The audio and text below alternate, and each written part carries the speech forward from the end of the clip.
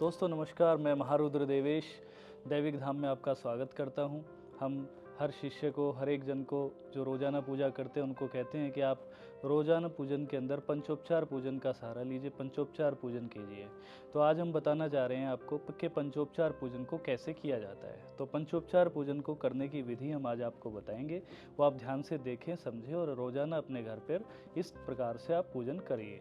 ठीक है, हम सबसे पहले सब सामग्री ले लेंगे जिसमें पंचोपचार पूजन करने के लिए हम सबसे पहले वस्त्र लेंगे, 2 कपड़े रहेंगे, एक हमारे आसन के लिए बैठने के लिए और एक आसन जो है देवताओं को बैठाने के लिए। ठीक है, हम मंदिर में भी, जैसे आप मंदिर में करते हैं तो रोज़ाना जो मंदिर में रहेगा वो तो सामने कपड़ा आदि रहेगा तो वो कर सकते हैं, मंदिर नहीं है तो इस प्रकार से पूजन कर सकते हैं आप। दूसरा, आपके पास होना चाहिए जल। ठीक है, आपके पास 4 डोने या फिर कटोरियाँ रख सकते हैं आप उनको। ठीक, चंदन होना चाहिए आपके पास, चावल होने चाहिए आपके पास, मिष्ठान कोई होनी चाहिए, बताशा या मिश्री कोई ले सकते हैं। ठीक है, वस्त्र के लिए आपके पास ये धागा होना चाहिए, कलावा जो बोलते हैं, मोली जो बोलते हैं, उसका धागा आपके पास होना चाहिए। ठीक है, कलावा या मोली आपके पास हो, आपके पास धूप हो, दीपक हो, ये आपके पास हो। ठीक है, अब आप शुरुआत करेंगे पंचोपचार पूजन की। तो सर्वप्रथम हम आसन से करते हैं। आसन बिछाने के बाद हम जब आएंगे, आसन को आप ऐसे इस्तेमाल कर सकते हैं, आसन के ऊपर या फिर आसन लेकर किसी भी कलर का हो, उसके ऊपर जो भी आप बिछाना चाहें, पतला कपड़ा या फिर इस तरह से सिल भी सकते हैं। ठीक है, उसके ऊपर बिछाएं। लाल बिछाएंगे तो लाल हो जाएगा आसन, काला बिछाएंगे तो काला हो जाएगा। जिस प्रकार का आपको आसन चाहिए होता है वैसा बनाया जा सकता है। ठीक है, हम अब सबसे पहले आसन पूजन करेंगे। आसन को पूजने के लिए इन 3 उंगलियों से इस पे रखेंगे और आसन का मंत्र इस्तेमाल करेंगे। मन मार मैदान करो करो मचक नाचूर 5 महेश्वर आज्ञा करो तो बैठो आसन पर, अपने माथे से लगा के ऐसे करेंगे। ठीक है, और उस पर बैठ जाएंगे।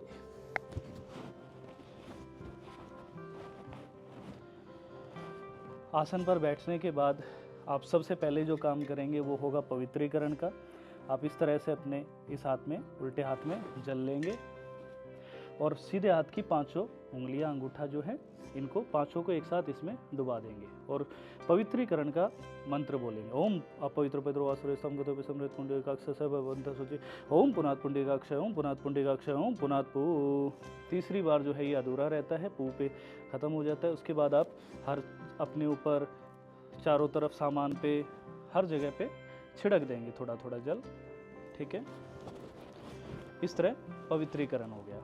उसके बाद जल को पीते हैं, लेकिन हम लोग कहते हैं कि आप जल से हम दोबारा नहाने के बाद हम अपने मुंह को जूठा नहीं करते, इसलिए हम क्या करते हैं, ओम केशवाय नमः, ओम माधवाय नमः, ओम नारायणाय नमः जल हाथ में लिया और हाथों को धुल दिया। ठीक है, इस प्रकार आप हाथों को धुल देंगे।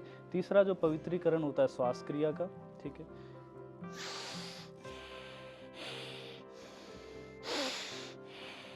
इस प्रकार आप 3 बार श्वास क्रिया से पवित्रीकरण करेंगे। ठीक है, यहाँ पे हमारा पवित्रीकरण कंप्लीट होता है। सामने आपने देवता बैठाने हैं। मैं आपको बताऊं, हम जब पंचोपचार पूजन करते हैं तो 2 अवस्थाओं में करते हैं, एक स्थूल शरीर से, एक सूक्ष्म शरीर से। ठीक है, यानी कि एक शारीरिक और एक मानसिक। शारीरिक जो मैं यहाँ पे पूजन कर रहा हूँ वो होगा और मानसिक जो मैं दिमाग में पूजन करूँगा वो रहेगा। मैं दोनों चीज़ें आपको साथ साथ बताता हुआ चलूँगा, सेम उसी माध्यम से, उसी तरीके से आपको भी करना होगा। अब हम जोत जलाएंगे। जोत का एक मंत्र होता है, उसके साथ ओम ज्योत ज्योत महाज्योत सकल ज्योत ज्योत जगाए तुमको पूजे सकल संसार ज्योत ईश्वरी तू हमारी धर्म की माता हम तेरे धर्म के पूत ओम ज्योति पुरुषाय धीमहि तन्नो ज्योत निरंजन प्रचोदयात।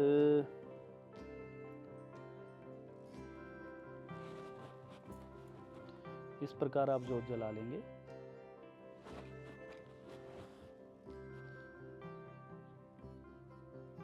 और धूप भी जला देंगे।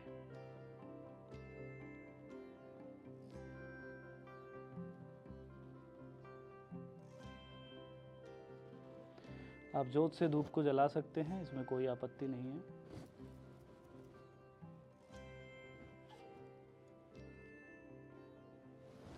तो हमने धूप और दीपक जो है प्रज्वलित कर दिया है, धूप जला दी है। इसके बाद हम आवाहन करेंगे। ठीक है, आवाहन के लिए आप जल का या चावल का इस्तेमाल कर सकते हैं। हम अभी चावल का इस्तेमाल कर रहे हैं। आप थोड़े से चावल हाथ में लेंगे या जल ले सकते हैं हाथ में, तो आवाहन करेंगे। ठीक है, हम बारी बारी में आवाहन करके आपको बताऊंगा। हम मुख्य रूप से 6 शक्तियों का पूजन करते हैं सबसे पहले। बाकी आप अन्य जो भी देवी देवताओं को पूजते हैं वो आप उनसे बाद में पूज सकते हैं, लेकिन 6 शक्तियाँ मुख्य आपके जीवन में 24 घंटे आपसे जुड़ी होती हैं। तो सबसे पहले आते हैं गुरु। गुरु गणेश से भी पहले आते हैं। गुरु जी को गणेश जी से भी पहले पूजा जाता है। हालांकि गणेश जी को कहते हैं हम प्रथम पूजा, लेकिन गुरु सबसे पहले आते हैं। प्रथम होते हैं गुरु, प्रथम शक्ति गुरु। द्वितीय शक्ति होती हैं गणेश जी, दूसरे नंबर पर पूजा जाता है गणेश जी को। तो गुरु गणेश, फिर आते हैं इष्ट, जिन भी देवता को आप सर्वोच्च रूप में मानते हैं, जिनके आप आगे जो हैं समर्पित है, वो आपके इष्ट कहलाते हैं। ठीक है, उसके बाद आते हैं आपके कुल देवी देवता, फिर आ जाते हैं आपके सभी पितृ देवता, फिर आते हैं आपके स्थान देवता। स्थान देवता यानी आप जहाँ रहते हैं उसके आसपास जो भी आपके स्थान देवता है वो आपसे जुड़े होते हैं 24 घंटे, हमेशा, यानी कि आपसे जुड़े रहते हैं। वो आपकी हमेशा रक्षा करते हैं, आपके घर की, परिवार की, सबकी। तो उनको पूजना अत्यंत आवश्यक होता है। उसके बाद अगर आप हनुमान जी को पूजते हैं, आप भैरव जी को, या जिन जिन देवी देवताओं को पूजते हैं, अब उसके बाद में पूजन होता है। तो हम पहले आह्वान करते हैं गुरु का। हम गुरु का आह्वान का मंत्र का भी इस्तेमाल कर सकते हैं, या आप हिंदी में भी उनका आह्वान कर सकते हैं, ज़रूरी नहीं आपको संस्कृत आनी। तो अहम त्वाम श्री गुरुभ्यो, फिर उनका नाम जोड़ देंगे। ठीक है, मेरे गुरुदेव हैं श्री तंत्र श्री हरीश कुमार। अहम त्वाम श्री गुरुभ्यो तंत्र श्री हरीश कुमार आवाहनम करिष्ये इहा गच्छतिष्ठिदम आसनम समर्पयामि। अब यहाँ पर मैंने क्या किया, मैंने उनका आह्वान किया। ये मैंने जुबान से किया, शारीरिक से किया, लेकिन साथ में मैंने मानसिक किया। मानसिक मेरे दिमाग में चल रहा था कि मेरे गुरुदेव आ रहे हैं, मैंने वहाँ पे आसन, कोई कुर्सी बिछा दी है या फिर सोफ़ा लगा दिया है, बैठने के लिए कोई आसन बनाया अच्छा उनका, और वहाँ पर वो आकर बैठ गए हैं। तो जब आप ऐसा सोच के, मान के जब पूजन करते हो, थोड़े दिन करते हो, तो सच में ही वहाँ पर आते हैं। आपके आह्वान पर हर एक देवी देवता जरूर आते हैं, अवश्य आते हैं आपका भोग लेने, आपकी पूजा लेने।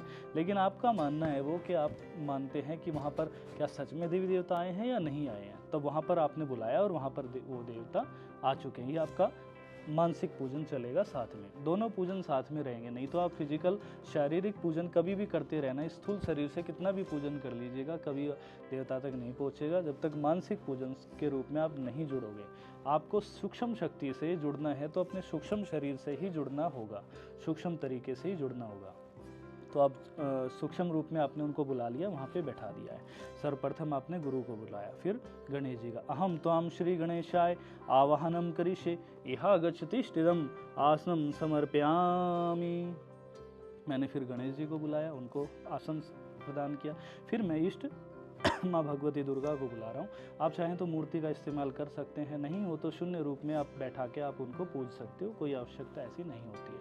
मंदिर में आपकी सभी मूर्तियाँ रहती है, नहीं है होती जिनकी मूर्तियाँ, वो आप उनको वहाँ पे स्थान दे सकते हो। आपको पता रहेगा उनको आपने कहाँ स्थान दिया है, थोड़े दिन में आपको दिखने भी लग जाते हैं।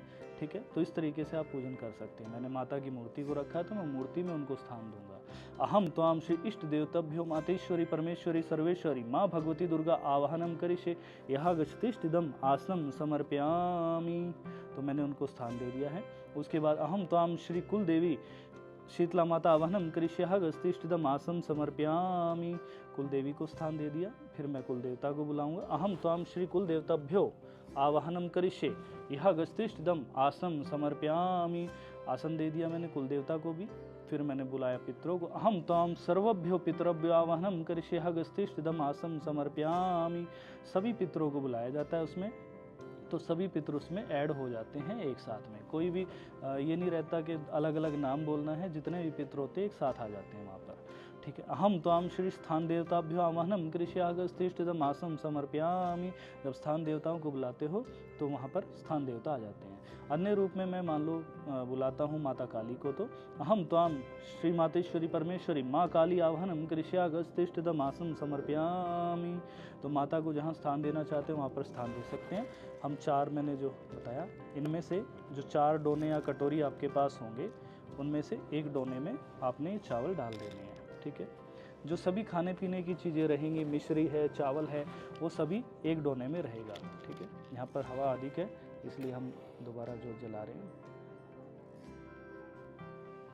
जब मैं पूजन के लिए मैंने आह्वान किया तो सबसे पहले हम आने के बाद किसी के भी चरण धुलते हैं। ठीक है, देवता के चरण धुलते हैं। तो जब मैंने 6 शक्तियाँ और बाकी का आह्वान किया है तो मैंने बारी बारी उनको पूजना है। तो मैं बारी बारी उनको पूजित करूँगा। सबसे पहले मैं गुरु को पूजन करूँगा। ओम श्री गुरुभ्यो नमः। हे गुरुदेव, मैं आपके चरण धुलता हूँ। ओम श्री गुरुभ्यो नमः।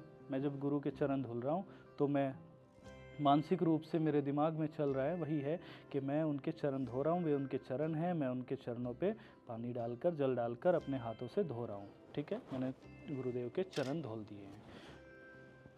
अब चरण धोने के बाद, चरण धोना होता है जैसे हम स्नान करा रहे हैं, तो स्नान कराने का एक भाव होता है चरण धोने का। ठीक है, चरण धो दिए मैंने। अब उनको मैं वस्त्र समर्पित करूंगा। तो वस्त्र में जैसे मैंने बताया कलावा इस्तेमाल करते हैं, कलावे का धागा इस्तेमाल किया जाता है, तो थोड़ा सा हमने थोड़ा थोड़ा तोड़ के हमने रखा हुआ है, तो इसको समर्पित करना है। मैंने एक कटोरे के अंदर जिसमें चरण धुले हैं, इसमें मैं वस्त्र और चंदन समर्पित करूंगा। इसके अंदर, एक के अंदर मैंने बताया आपको खाने पीने की चीज़ें, और इसमें जो जल समर्पित किया जाता है वो जल इसमें आएगा। ठीक है, तो ओम श्री गुरुभ्यो नमः इदं वस्त्रम समर्पयामि। यहाँ तो मेरे पास सिर्फ ये कप जो छोटा सा धागा है, लेकिन जो मानसिक मैं उनको अर्पित कर रहा हूँ, मैंने वहाँ पे एक अच्छा सा सुंदर सा उनको कुर्ता पजामा, एक गमछा उनको प्रदान किया है, तो वहाँ पर मैंने उनको समर्पित किया है। ठीक है, मानसिक रूप में आप अच्छा चीज़ें प्रदान कर सकते हो। ओम श्री गुरुभ्यो नमः इदं चंदनम समर्पयामि गुरुदेव। तो वहाँ पर मैंने गुरुदेव को तिलक किया है, इस भाव से मैंने वहाँ पर तिलक कर दिया उनको। ओम श्री गुरुभ्यो नमः अक्षतम समर्पयामि गुरुदेव। अक्षत एक दूसरे में, तो जो अक्षत मैंने लगाए उनके माथे पर अक्षत लगा दिए हैं और छिड़क दिया है जैसे किया जाता है, और मैंने खाने वाली चीज़ों के अंदर ये डाल दिया है। ठीक है, अक्षत के बाद आप इस्तेमाल करेंगे धूप का। ठीक है, ओम श्री गुरुभ्यो नमः इदं धूपम गृह्णामि दीपम दृश्यामि। जब मैं यहाँ पर धूप दीप दे रहा हूँ उनको, तो वहाँ पर मैं उनकी पूरी बैठ के आरती कर रहा हूँ। मेरे दिमाग में चल रहा है मानसिक रूप से कि मैं उनकी आरती कर रहा हूँ वहाँ पर, तो मैंने धूप दीप उनको अर्पित किए। दीप के बाद आप देंगे नैवेद्य। तो आपके पास जो भी नैवेद्य है वो आप यहाँ पर देंगे। ओम श्री गुरुभ्यो नमः इदं नैवेद्यम नैवेदयामि। खाने पीने वाली इसमें डाल देना है। मैंने वहाँ पर उनको बर्फ़ी खिलाई है, वहाँ पर मैं उनको मानसिक रूप से बर्फ़ी खिला रहा हूँ, जो कि बर्फ़ी की ही मुझे गंध आने लगी है। तो आप इतने भाव से आप उनको जब खिलाएंगे, अच्छे भाव से आप खिलाएंगे, तो आपको स्वयं देखेंगे आपको महक आने लगेगी। जो चीज़ आप खिलाएंगे, बर्फ़ी खिला रहे हैं, हलवा खिला रहे हैं, जो भी चीज़ खिलाएंगे आपको उसकी महक आने लगेगी आपको एक दिन भाव में। ठीक है, नैवेद्य समर्पित करने के बाद उसके बाद आ जाता है जल समर्पित करना। ओम श्री गुरुभ्यो नमः इदं जलम समर्पयामि। मैंने उनको जल समर्पित कर दिया है। ऐसे करके आप बारी बारी सभी शक्तियों का, उसके बाद गणेश जी का, जिन जिन शक्तियों को, 6 शक्तियों को और सबको बुलाया है, उन सभी शक्तियों को आप इस तरीके से प्रदान कर सकते हैं सभी चीज़ें। ठीक है, और इस प्रकार आप जो है उनसे हमेशा हमेशा के लिए जुड़ सकते हैं। सभी देवी देवताओं से जुड़ जाएंगे। कभी भी जैसे आपको ज़रूरत होती है तो ज़रूर आपको मदद करते हैं देवी देवता। वैसे दोस्तों आप षोडशोपचार भी कर सकते हैं, 16 प्रकार से पूजन किया जाता है, लेकिन पंचोपचार पूजन नॉर्मल और एक सही तरीके से किया जा सकता है, जो कि बेहतरीन होता है। इस तरीके से पूजन करने से आप जुड़ जाएंगे देवता से। ठीक है, अभी मैंने बताया अलग अलग प्रकार से पूजन करना है। मैं फिर से एक एग्जाम्पल दिखा देता हूँ।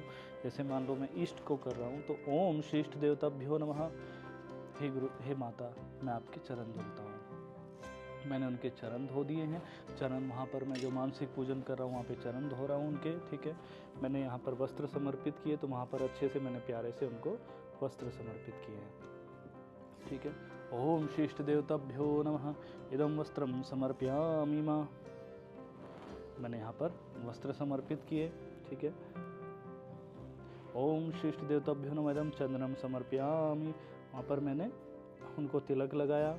ओम श्री इष्ट देवताभ्यो नमः इदं अक्षतम समर्पयामि। उनको अक्षत लगा दिए हैं उनके माथे पर।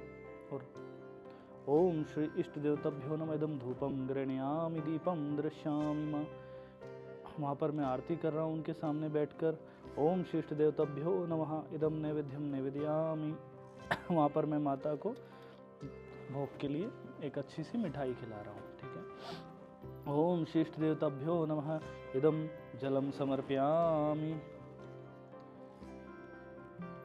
मैंने माता को जल समर्पित कर दिया। अभी जो ये सभी पूजन करने के बाद लास्ट में जब एक एक शक्ति का पूजन करेंगे, उसके बाद उनका एक स्तुति भी कर देंगे। जैसे गुरु की करते हैं तो गुरु की स्तुति कर सकते हैं, बहुत बड़ी नहीं तो छोटी कर सकते हैं। छोटे रूप में गुरुर ब्रह्मा गुरुर्विष्णु गुरुर्देवो महेश्वरा गुरुर साक्षात् परब्रह्म तस्मै श्री गुरुवे नमः।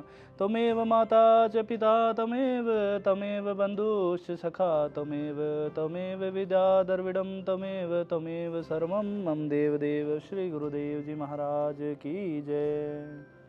ऐसे करके आप अलग अलग पूजन कर सकते हैं, ठीक है, अलग अलग स्तुति कर सकते हैं। तो स्तुति बहुत भी नहीं आती तो मंत्र से उनको लास्ट में प्रणाम कर सकते हैं। जैसे मान लीजिए कुलदेवी हैं, उनकी नहीं आती आपको, ओम श्री कुलदेवीभ्यो नमः, माता मैं आपको प्रणाम करता हूँ। ऐसे करके आप प्रणाम करके आगे बढ़ सकते हैं, ठीक है। जब लास्ट में सब पूजन हो जाए तब आपको ध्यान रखना है, थोड़ा सा चावल या फिर जल लेकर हाथ में, चावल ज़्यादा बेटर रहता है, चावल लेकर क्षमा याचना करनी है। मंत्रहीनम क्रियाहीनम भक्तिहीनम सुरेश्वर यते पूजितम माया देवम परिपूर्ण तदस्तु में। आवाहनम न जानामि विसर्जनम पूजनम न जानामि क्षमस्व परमेश्वरा। निज मंदिरम गच गच परमेश्वरा, निज मंदिरम गच गच परमेश्वर, निज मंदिरम गच गच परमेश्वर, निज मंदिरम गच गच परमेश्वरी। ये हम लास्ट में 2 बार बोलते हैं। इसका बोलने का मतलब है, अब उनको ये तो नहीं कह सकते कि आप जाओ, तो इसमें हम बोल सकते हैं आप अपने अपने मंदिर में जा सकते हैं। हमने जैसा कि बताया आपको कि जिन देवताओं को हमने कहा कि आप अपने अपने मंदिर में जा सकते हैं, तो उसके ज़रिए क्या होता है, कुछ देवता आपके साथ में मंदिर में रहते हैं, वहीं पे अपने मंदिर में रहते हैं तो वहीं रहेंगे। बाकी जो जाते हैं स्थान देवता वगैरह जो बाहर से आए हैं तो वो अपने अपने मंदिर में चले जाते हैं। तो इस प्रकार से आपकी पूजा संपूर्ण हो जाती है। प्रतिदिन ये पूजा करने से कुछ दिन बाद सभी को पता चल जाता है, आसपास की सभी शक्तियों को ज्ञात हो जाता है कि यहाँ पर ये भक्त है और अच्छी पूजा करते हैं। इससे सभी देवता खुश होते हैं। तो इस पंचोपचार पूजन से सभी देवी देवता खुश होते हैं। अगर आप कोई साधना आदि भी करते हैं तो इस प्रकार पंचोपचार पूजन करके आप साधना करते हैं तो सफलता के चांस आपके बढ़ जाते हैं। पूरा ध्यान इसमें ये रहता है कि इसमें 2 प्रकार से पूजन रहता है, फिजिकल और मानसिक रूप से, यानी कि शारीरिक और मानसिक रूप से, ठीक है। सूक्ष्म रूप से भी करेंगे और इस स्थूल शरीर से भी करेंगे। तो इस शरीर से करने के बाद और उससे इकट्ठे जब पूजन करते हो तो दोनों रूप से कंप्लीट पूजन होता है और आपका पूजन डायरेक्ट देवता तक पहुंचता है, डायरेक्ट देवता उसको ग्रहण कर पाते हैं। उसके बाद आ जाता है जाप। तो दोस्तों अब हम आपको बताएंगे जाप के बारे में। जाप आप जब माला से करेंगे, किसी भी माला से, तो किस प्रकार से करना है। एक तो गोमुखी आपको इस्तेमाल करना है, क्योंकि माला को आप ऐसे करेंगे नीचे टच नहीं होगी तो ये हाथ दर्द हो जाएगा, यहाँ भी नहीं कर पाएंगे, हाथ दर्द होता है। तो ऐसे करते हैं नीचे करके तो माला नीचे टच होती है, तो नीचे हमने धरती में टच नहीं करानी, तो इसलिए गोमुखी का इस्तेमाल किया जाता है। इस प्रकार से गोमुखी का इस्तेमाल करेंगे तो ये किसी भी हाल में नीचे टच नहीं होती, आराम से वो यूज हो जाती है, ठीक है। आपको माला को यूज़ करने का तरीका पता ही है, इस तरह से माला रहेगी। ये उंगली यूज़ नहीं करनी है, सिर्फ जो कुछ कर्म होते हैं मारण वगैरह जिसमें शत्रु का विनाश करने के लिए किया जाता है तब इसको इस्तेमाल किया जाता है, नहीं तो नॉर्मली इसको ही इस्तेमाल करते हैं। यहाँ से हम सुमेरु से, ये सुमेरु बोला जाता है, जो बीच का एक अलग मोती होता है, इसको सुमेरु बोला जाता है, इससे हम इस्तेमाल करेंगे। यहाँ से जाप करना, जैसे ओम ओम ओम ओम ओम ओम ओम, कोई भी इस तरह से जब आप जाप करते करते यहाँ पे पहुँचेंगे, सुमेरु पे गए, ओम ओम ओम ओम, सुमेरु को पार नहीं करना है, क्रॉस नहीं करना है, यहीं से, ठीक है। माला को ऐसे पकड़ा, ऐसे घुमा दिया और फिर इधर से शुरू कर दिया वापस, ठीक है। तो इस तरीके से आपको जाप करना होगा, ठीक है। इस तरह से आप जाप करेंगे। अब जाप करते समय आपको क्या सोचना है, जाप 2 प्रकार, मुख्य रूप से तो 3 जाप होते हैं हमारे। एक जो मानसिक जाप करते हैं, एक बुदबुदा कर उपांशु जाप होता है, एक वाचिक होता है, बोल बोल कर हम जाप करते हैं, बोल बोल कर करते हैं। जो बुदबुदा कर जाप करते हैं वो ज़्यादा बेहतर होता है, वही इस्तेमाल किया जाता है अधिकतर, या फिर मानसिक जाप। मानसिक जाप जब भी आप करेंगे तो आपको क्या करना है, एक आसन में आपको बैठ जाना है। उस आसन से हिलना डुलना बिल्कुल भी नहीं है, पूरे शरीर को ना हिलाना है ना कुछ करना है, बिल्कुल से स्थिर होना, बुत बनना होगा। आपको अपनी गोदी में हाथ रखने होंगे और सिर्फ आपका दिमाग चलेगा, दिमाग के अंदर मानसिक रूप से मंत्र चलेगा बस।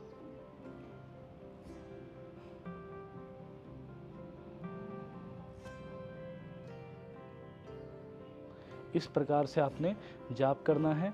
जितना भी देर आप करना चाहें, लेकिन हिलना मना है, हिलना बिल्कुल भी नहीं है। ठीक है, सीधी कमर रहेगी उसमें, सीधा आपको बैठ के सीधा जाप करना है, कोई पैर नहीं हिलाने, कोई शरीर नहीं हिलाना, बिल्कुल इस तरीके से जाप करना है। जब माला से जाप करेंगे तो माला से कैसे जाप किया जाएगा? ठीक है, माला से भी आप दो तरीके से जाप कर सकते हैं, एक आंखें खोलकर, एक आंखें बंद करके। आज मैं आपको दोनों तरीके बता रहा हूँ जो कि बहुत ही सटीक है और बहुत ही अच्छे तरीके हैं, जिनके ज़रिए आप कामयाब होते हैं अपनी साधना में। सबसे मुख्य चीज़ें होती हैं 4 चीज़ें। सर्वप्रथम साधना में संकल्प करने का जो तरीका होता है वो, दूसरा होता है भोग, तीसरा होता है आपका आसन।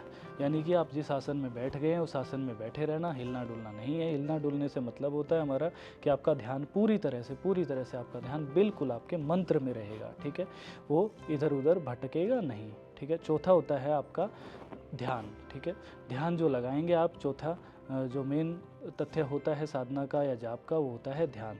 तो ध्यान जब आप लगा रहे हैं तो आप कैसे ध्यान लगाएंगे? ध्यान जैसे आंख बंद करके करते हैं तो ओम नमः शिवाय, ओम नमः शिवाय, ओम नमः शिवाय, ओम नमः शिवाय, ओम नमः शिवाय, ओम नमः शिवाय, ओम नमः शिवाय, ओम नमः शिवाय। मेरा ध्यान पूरी तरह से उस मंत्र के अंदर है। मेरी जो बोली चल रही है वैसे बुदबुदा कर बोलना है, मैं सिर्फ आपको समझाने के लिए हल्का सा बोल रहा हूँ। ठीक है, या फिर आप आँख खोल के करेंगे तो ओम नमः शिवाय, ओम नमः शिवाय, ओम नमः शिवाय, ओम नमः शिवाय, ओम नमः शिवाय, ओम नमः शिवाय, ओम नमः शिवाय। मैं बोल रहा हूँ उस, वो जो मेरी लय है, वो जो मेरे शब्द हैं, वो जो मेरी मंत्र की जो आवाज़ है, उस आवाज़ को, उस साउंड को आप यहाँ पे कैच करेंगे। मैं जब सामने देख रहा हूँ तो मुझे सामने सब कुछ ब्लर कर देना है, मैंने सब कुछ ब्लर कर देंगे, आप सिर्फ मुझे इतना दिखाई दे रहा है। ठीक है, इतने में आप करेंगे क्या? उस मंत्र को कैच करेंगे। ओम नमः शिवाय, ओम नमः शिवाय, ओम नमः शिवाय, ओम नमः शिवाय, ओम नमः शिवाय, ओम नमः शिवाय, ओम नमः शिवाय, ओम नमः शिवाय, ओम नमः शिवाय, ओम नमः शिवाय, ओम नमः शिवाय, ओम नमः शिवाय, ओम नमः शिवाय। कुछ भी नहीं करना, सिर्फ आपको उस मंत्र को कैच करना है, मंत्र को पकड़ना है। यही होता है सबसे सटीक तरीका। पूरी दुनिया के अंदर जो मंत्र होता है, जो ध्वनि होती है, जो साउंड होता है, वही मेन होता है। ठीक है, उसके कारण ही आपका सब कुछ चलेगा। तो ये बातें आपको बिल्कुल ध्यान रखनी है, याद रखनी है। मंत्र से ही सब कुछ होता है, मंत्र में आपको ध्यान डालना है। यही होता है मंत्र को जागृत करना, यानी कि आपकी चेतना रहेगी, चेतना आप ही की होती है, जिसमें मंत्र में आप डालो, कहीं भी डालो। आप मूर्ति में देख सकते हो, ज्योत में देखोगे या इधर में, तो वो सब नहीं देखना है, सिर्फ आपको सीधा, मैंने उत्तर मुख कहा, अगर मेरे सामने उत्तर मुख है तो उत्तर की तरफ, यानी कि सीधा देखना है मैंने, नीचे ऊपर नहीं देखना है।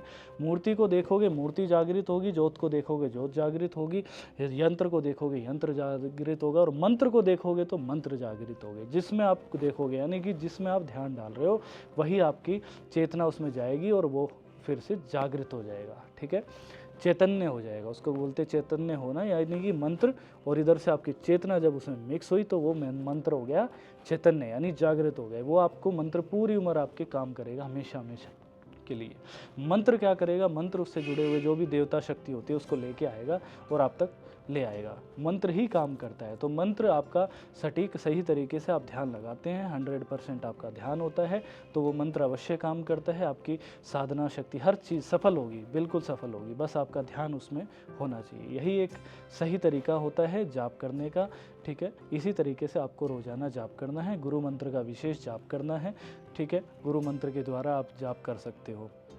हम ये सब बातें और इससे और अधिक बहुत कुछ जो सिखाने योग्य है, वो सब हम बेसिक में सिखाते हैं अपने, हमारे बेसिक होता है, उस बेसिक के अंदर सिखाते हैं। उस बेसिक में आप हमसे ये चीज़ें सीख सकते हो और इससे कहीं अधिक हम आपको सिखाएंगे। तो बेसिक कोर्स करने के लिए आप हमसे संपर्क कर सकते हैं, दिए गए स्क्रीन पे जो नंबर दिए जा रहे हैं आपको। ठीक है, इन नंबरों से आप हमसे संपर्क करके बेसिक कोर्स सीख सकते हैं। या बेसिक पुस्तक के लिए मेरे गुरुदेव श्री तंत्र शेष योगीराज श्री हरीश कुमार जी द्वारा एक पुस्तक लिखी गई है, हरीश तंत्र बेसिक तंत्र ज्ञान। इसको हमसे प्राप्त कर सकते हैं मात्र 450 रुपये और कोरियर चार्जेज एक्स्ट्रा। तो ये भी हम आपको देते हैं, जो कि पूरी तरह से पूरा बेसिक ज्ञान इसमें दिया गया है। तो ये मेरे गुरुदेव ने लिखी है। इस पुस्तक को आप हमसे प्राप्त कर सकते हैं। साथ में हमसे प्रैक्टिकली पूरा कोर्स सीख सकते हैं, कैसे बेसिक करना है, क्या गलतियां नहीं करनी, क्या चीज़ें करनी हैं आपको। ठीक है, वो सब चीज़ें आप प्रैक्टिकली सीख सकते हैं, वीडियो कॉल से भी सीख सकते हैं या फिर आके हमारे पास भी सीख सकते हैं। तो आप हमसे संपर्क करें व्हाट्सएप के ज़रिए या कॉलिंग के ज़रिए। आप दोस्तों, अगर आज हमने जो आपसे को सिखाया है उसमें कोई गलती हुई है तो हम आपसे क्षमा चाहेंगे, और अगर आपने हमसे कुछ अच्छा सीखा है तो आपका बहुत बहुत धन्यवाद। मैं महारुद्र देवेश आपका धन्यवाद करता हूँ। ओम नमः। दोस्तों, आपका कल्याण हो।